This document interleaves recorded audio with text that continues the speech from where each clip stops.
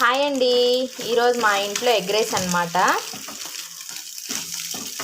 Home made స్టైల్లో fried rice లాగా చేస్తున్నాను.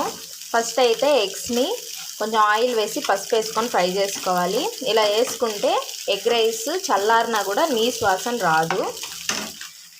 ఇక్కడ వచ్చేసి ఆనియన్, పచ్చిమిరకాయలు, కరివేపాకు, అల్లం వెల్లుల్లి పేస్ట్, క్యాప్సికమ్, కొద్దిగా జీడిపప్పు, క్యారెట్, ఉడకబెట్టుకున్న కార్న్, ఉడికించి చల్లార్చుకున్న వైట్ రైస్ అనమాట.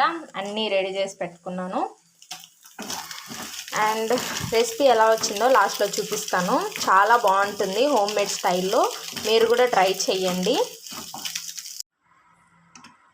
ఎగ్ రైస్ రెడీ అయిపోయిందండి.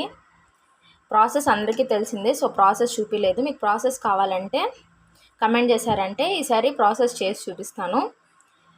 అండ్ నా ఛానల్లో వీడియోస్ మీకు నచ్చితే లైక్ చేసి సపోర్ట్ చేయండి.